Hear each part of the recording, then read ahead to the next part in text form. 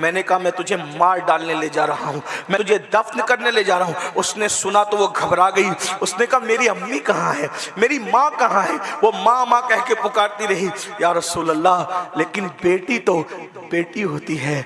जब मैं गिरा था और कह रहा था मुझे बाबा मत कहना, मैं किसी बेटी का बाप नहीं हो सकता, तो मेरी बेटी मुझसे पूछ रही थी, बाबा तुम्हें कहीं चोट तो नहीं आई ना बाबा? बेटी तो फिर बेटी होती है ना। उसने कहा आपको कहीं चोट तो नहीं आई ना बाबा? लेकिन मेरा दिल इतना सख्त था, इस जुमले की नरमी भी मेरे दिल को नर्म न कर सकी। मैंने उससे कहा चलो, उसने कहा मैं अपने मक्तल की तरफ मैं नहीं आऊंगी, अपनी मौत की जगह मैं नहीं आऊंगी। मैंने उसके सर के बालों को पकड़ा और पकड़ करके घसीटना शुरू किया। वो मुझसे कहती, बाबा मुझसे क्या गलती हो गई है मुझे बता देना बाबा, बाबा आज के बाद मैं वो गलती कभी नहीं करूंगी जिस गलती की वजह से आप नाराज हो गए बाबा। या रसूल अल्लाह, मैं उस जिंदा बेटी को खड़ा करके अपने हाथों से उसकी कब्र खोद रहा था। महज चश्मे तसव्वुर से मुफक्किरीन कहते हैं हमने देखा कि बाप बेटी की को खड़े करके उसकी कब्र खोद रहा था और बाप के कपड़े पर कब्र की मिट्टी लग रही थी। नन्ही सी बच्ची बाप की मोहब्बत में बाप के दामन पर कब्र की मिट्टी के दाग नहीं देख सकती थी।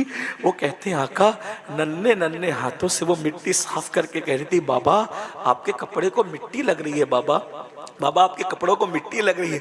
ये जुमले भी मुझे नर्म न कर सके। जब मैंने मुकम्मल तौर पे गड़ा खोद लिया तो चूंकि नन्ही बच्चियों को, बेज़बान बच्चियों को दफन करना आसान था, लेकिन ये बच्ची 4-5 साल की हो गई थी। मैंने इसको गड़े में खड़ा किया और जैसे मिट्टी डालना शुरू किया, कभी वो दाएं को होती कभी बाएं को होती, और रोकर कहती, बाबा मुझसे जो गलती हुई आप मुझे बता दे बाबा, आज के बाद मैं कोई ऐसी गलती नहीं करूँगी बाबा।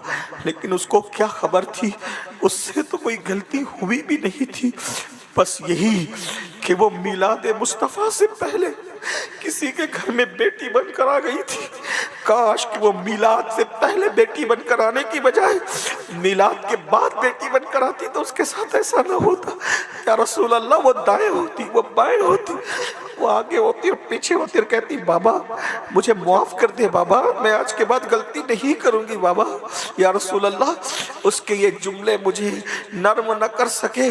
मैंने सोचा ये दाएं बाएं आगे पीछे होती रही तो मैं दफन नहीं कर सकूँगा, सुबह हो जाएगी, बीवी की आँख खुलेगी, वो इसको बचा ले जाएगी और ये नहुसत मेरे घर में हमेशा बाकी रह जाएगी।